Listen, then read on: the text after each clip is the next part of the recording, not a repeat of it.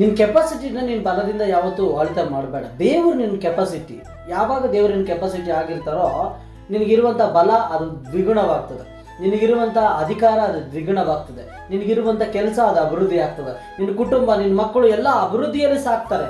ಅನೇಕರು ಆದರೂ ಸಂದೇಹ ಏನಾಗುತ್ತೋ ನಮ್ಮ ಲೈಫ್ ಅನ್ನುವಂಥದ್ದು.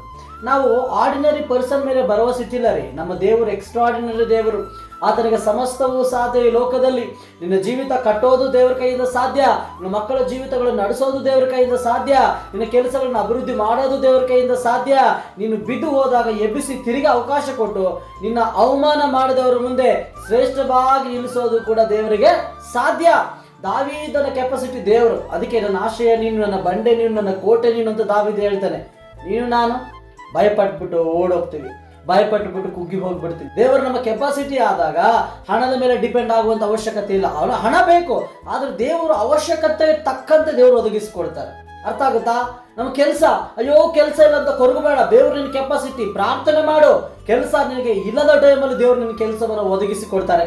ನಿನ್ನ ಮನೆಯಲ್ಲಿ ಏನಾದರೂ ಕೊರತೆಗಳು ಉಂಟಾಯ್ತಾ, ಪ್ರಾರ್ಥನೆ ಮಾಡು. ದೇವರು ನಿಮ್ಮ ಕೆಪಾಸಿಟಿ, ದೇವರು ನಿನಗೆ ಬೇಕಾದಂಥ ಆ ಸಮೃದ್ಧಿಯನ್ನು ಕೊಡ್ತಾರೆ, ಕೊರತೆಗಳನ್ನು ನೀಗಿಸ್ತಾರೆ. ಇವತ್ತು ಅನೇಕ ಕ್ರೈಸ್ತ ಕುಟುಂಬಗಳಲ್ಲಿ ಪ್ರಾಬ್ಲಮ್ಸ್ಗಳು ಇರಬಹುದು, ಆದರೆ ನಂಬಿರಿ ಸಹೋದರ ಸಹೋದರಿ, ದೇವರು ನಿಮ್ಮ ಕೆಪಾಸಿಟಿ. ಯಾವಾಗ ದೇವರು ನಮ್ಮ ಕೆಪಾಸಿಟಿ ಆಗಿರ್ತಾರೋ ಎಂಥ ಕಠಿಣ ಪರಿಸ್ಥಿತಿಗಳಲ್ಲಿ ಕೂಡ ನಾವು ಗಟ್ಟಿಯಾಗಿ ನಿಂತುಕೊಳ್ಳಬಹುದು.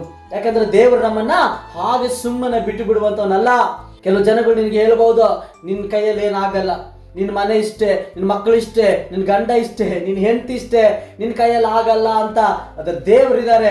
ನಮ್ಮ ದೇವರು ಯಾರು ನಮ್ಮನ್ನ ಹೀಯಾಳಿಸಿ ಅವಮಾನ ಮಾಡಿದ್ರೋ ಅವ್ರ ಮುಂದೆ ನಮ್ಮ ದೇವರು ಮೇಲೆತ್ತುತ್ತಾರೆ. ಆಮೆನ್.